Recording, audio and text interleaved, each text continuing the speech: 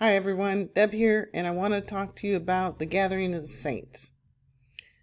Um, I just want to share some scriptures about how Yahweh's going to gather his saints.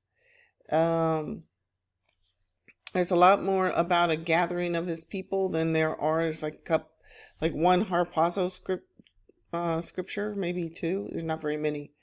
Um, so when I realized that it wasn't all over through the Bible, I started looking to see if there was something else. And there is a gathering. And it's supposed to be much more massive than the first Exodus. And so, because I've been feeling this urging in my spirit to move from the state that I am in to another area, um, kind of a specific area, I just wanted to kind of share that with you, share some scriptures here with you. And I would just like to invite you to pray about where you're supposed to be right now, because the end time stuff is pretty, scary. It's just scary, you know? So, you should be where you, should be, because if you're not where, the Father wants you to be, you could be in more trouble. And, I just don't want you to be in trouble or be in harm's way. So please pray about it. Okay, so the first scripture that I wanted to look at was in Micah 2, 10 through 12. Arise ye and depart, for this is not your rest, because it's polluted. It shall destroy you, even with a sore destruction. If a man walking in the Spirit and falsehood do lie, saying, I will prophesy unto thee of wine and strong drink, he shall even be the prophet of his people. That's not what we want. Shouldn't be. I will surely assemble, O Jacob, all of thee. I will surely gather the remnant of Israel, and put them together as the sheep of Basra, as the flock in the midst of their fold. They shall make great noise by the reason of the multitude of men. So, yeah, we need to be careful who we listen to, right? We don't want to listen to a drunkard who doesn't know what they're talking about. Anyway, we want to go to Micah 4, 1 through 2. And this is clear what time it's talking about, because it says the last days. But in the last days it shall come to pass that the mountain of the house of Yahuwah shall be established in the top of the mountains, and it shall be exalted above the hills, and people shall flow unto it. And many nations shall come and say, Let us go up to the mountain of Yahuwah, and to the house of the Elohim of Jacob, and he will teach us of his ways, and we will walk in his paths. For the law shall go forth of Zion, and the word of Yahuwah from Jerusalem. Okay, so this is a very kind of interesting scripture right here, because it's talking about the last days, right? And then it also says that we're going to go up and Yahweh's going to teach us, he's going to teach us of his ways, and we'll walk in his paths. For the law shall go forth of Zion, and the word of Yahweh from Jerusalem. And I just want to say again, we love as Christians to say that Yahweh doesn't change, because he says it. He doesn't change. I am Yahuwah, I change not, right?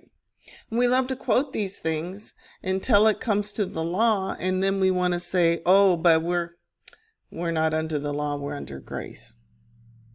Well, there is a strong possibility that Paul was talking about men's laws, like the Talmud, or like the Pope issues different decrees all the time. We need not to put man's laws and man's opinions above what we hear the Father say, our Creator, or his Son. They need to carry more weight than anything else. Okay, now we are at Matthew 13:30. And so not just his people are going to be gathered, but he's also going to gather those who don't believe in him, who don't care about him. So it says, let both grow together until the harvest. At that time, I will tell to the harvesters, first collect the weeds and tie them in bundles to be burned. Then gather the wheat and bring it into my barn. So if the Father is going to gather the tares, the tares, the weeds, and they're going to be burned. Do you want to be where they are? Or do you want to seek out the place where he's going to be gathering the wheat? I personally would like to be with the wheat and not be burned. And so I, again, just like to invite you to pray about it. Maybe you need to move from where you're at. Maybe you're already where you're supposed to be. I don't know. Only you and the Father can figure this out. Okay? And in Joel 3:2, I will gather all them down to the valley of Jehoshaphat. There I will put them on trial for what they did to my inheritance, my people Israel, because they scattered my people among the nations and divided up my land. Okay. So, again, he's gathering the heathen to the valley of Jehoshaphat. He's going to gather the heathen. He's going to gather his people. So let's pick a camp and let's make sure we are in the correct camp. All right. And now we are at, where are we? Ezekiel 34. And again, we're trying to look at him, what he's going to do when he gathers us, and the fact that he is going to gather us. So, I think I'm going to start in verse 7. Therefore, you shepherds, hear the word of Yahweh. As surely as I live, declares the sovereign Yahuwah, because my flock lacks a shepherd, and so has been plundered, and has become food for all the wild animals, and because my shepherds did not search for my flock, but cared for themselves rather than for my flock. Therefore, you shepherds, hear the word of Yahuwah. This is what the sovereign Yahweh says. I am against the shepherds, and I will hold them accountable for my flock. I will remove them from tending the flock, so that the shepherds can no longer feed themselves. I will rescue my flock from their mouths, and it will no longer be food for them. For this is what the sovereign Yahweh says. I myself will search for my sheep and look after them. As a shepherd looks after his scattered flocks, when he is with them, so will I look after my sheep. I will rescue them from all the places where they were scattered on a day of clouds and darkness. I just want to stop there for a second, because it says that the day of the Lord, the day of Yahuwah, is a day of darkness and thick clouds. It's not like the Hollywood version of the rapture where it's a beautiful day, the sun's shining, and beam, everybody's like, beam me up, Scotty. No, it's not. That's not what it says. And I will remind you that when he came and gave the law, the Torah, the first 5 books of the Bible to Moses on the mountain, it was covered in clouds and thick smoke, I believe. But anyways, it was very dark. It was really dark, thick clouds, and probably to shield people from his glory. At least at that point. At the second time, I don't know why he's using darkness, but yeah, it's supposed to be a day of darkness. So again, I will rescue them from all the places where they were scattered on a day of clouds and darkness. I will bring them out from the nations and gather them from the countries, and I will bring them into their own land. I will pasture them on the mountains of Israel, in the ravines, and in all the settlements in the land. I will tend them in a good pasture, and the mountain heights of Israel will be their grazing land. There they will lie down in good grazing land, and there they will feed in a rich pasture on the mountains of Israel. I myself will tend my sheep and have them lie down, declares the sovereign Yahuwah. I will search for the lost and bring back the strays. I will bind up the injured and strengthen the weak, but the sleek and the strong I will destroy. I will shepherd the flock with justice. I think that's pretty awesome. But listen to kind of where he's gonna lead his people. I will make a covenant of peace with them and rid the land of savage beasts so that they may live in the wilderness. So where have we heard that before? When he pulled his people out of Egypt, they lived in the wilderness. Are you prepared to live in the wilderness? Is your heart tied to all of your stuff? It's really hard for it not to be. Especially as a female who love to set up house, and have a comfortable place. But he says, that they may live in the wilderness and sleep in the forest in safety.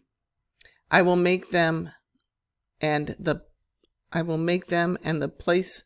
places surrounding my hill a blessing. I will send down showers in season. There will be showers of blessings. The trees will yield their fruit, and the ground will yield its crops. The people will be secure in their land. They will know that I am Yahuwah when I break the bars of their yoke and rescue them from the hands of those who enslave them. They will no longer be plundered by the nations, nor wild animals devour them. They will live in safety, and no one will make them afraid.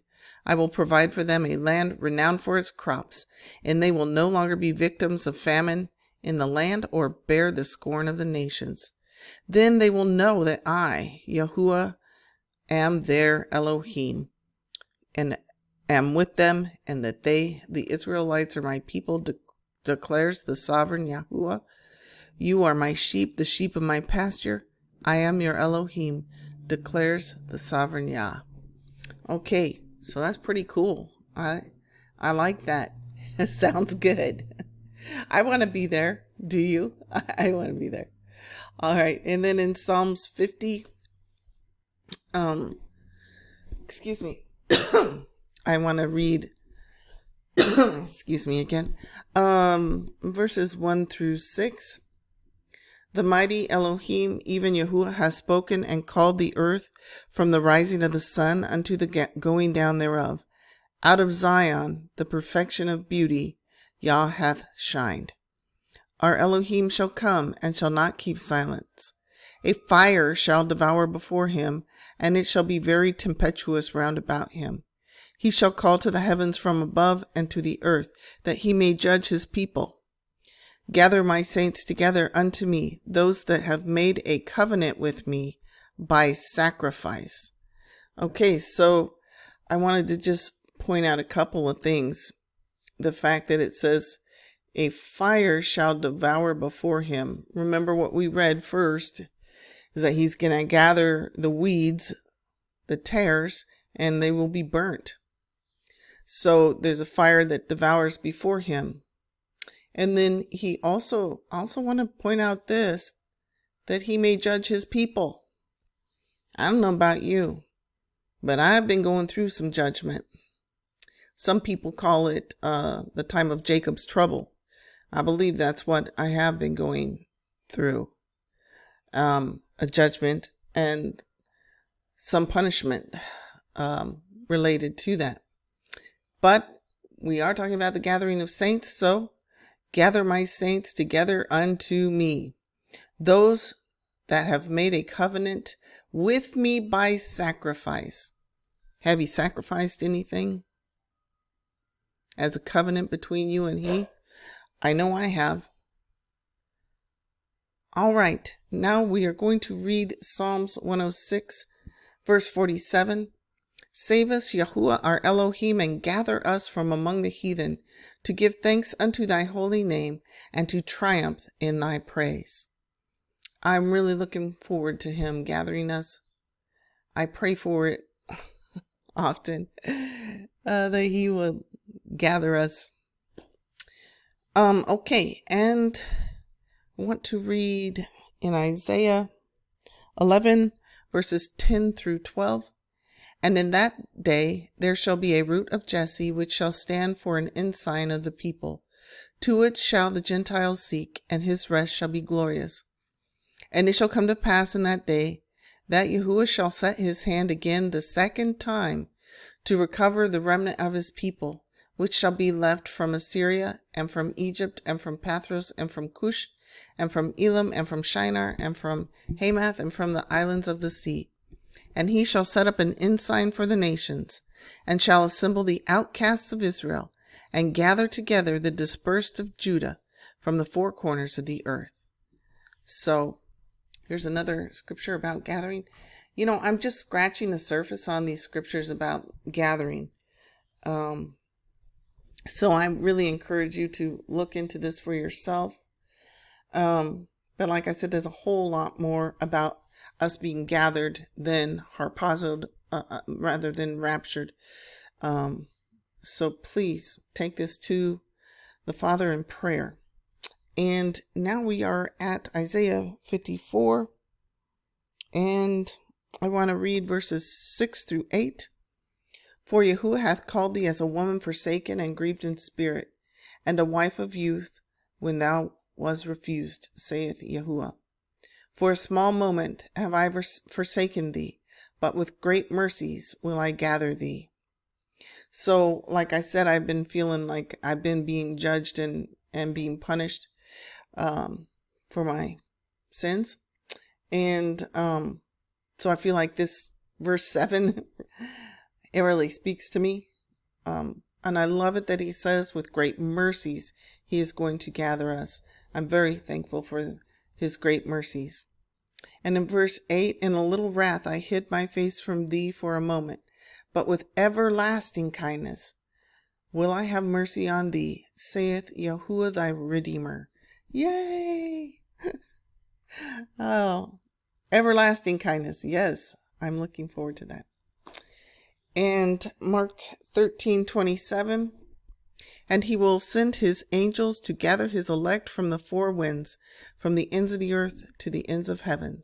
So that just goes right along with that last verse, again about him gathering us.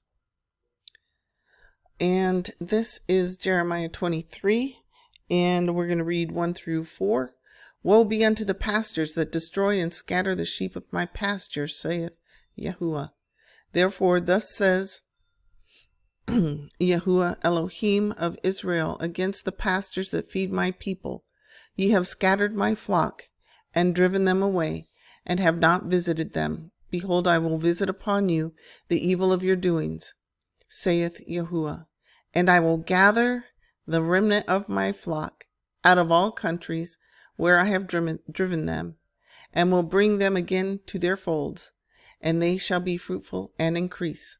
And I will set up shepherds over them, which shall feed them, and they shall fear no more, nor be dismayed, neither shall they be lacking, saith Yahuwah. Yeah, no more lack. I'm really looking forward to that. And lastly, this is Jeremiah 29. Y'all might be familiar with part of this. And we are going to read 11 through 14. For I know the thoughts that I think toward you, saith Yahuwah, thoughts of peace and not of evil, to give you an expected end. Then shall you call upon me, and you shall go and pray unto me, and I will hearken unto you. And ye shall seek me and find me, when ye shall search for me with all your heart. And I will be found of you, saith Yahuwah, and I will turn away your captivity, and I will gather you. I will gather you from all the nations, and from all the places whither I have driven you, saith Yahuwah, and I will bring you again into the place whence I caused you to be carried away captive. All right, so that's the end of the scriptures that I wanted to share with you. And I just wanted to share one little more thing. Is I don't know if y'all remember, I've tried to find a picture of this and I have not been successful yet. But there was an eclipse that went down through the United States this way, and then there was another eclipse that went down through the United States this way. And I am not sure if you know or if you're aware, but when it went, the line that it went through, I'm not sure if it was both lines, but one of the lines that it went through several Salems. Salem is short for Jerusalem. So then I didn't even know that there were so many Salems in the United States, but there are several. As well, there are several Mount Zions in the United States. And I just want to say that sometimes X marks the spot of where the treasure lies. We are called his treasures and his jewels.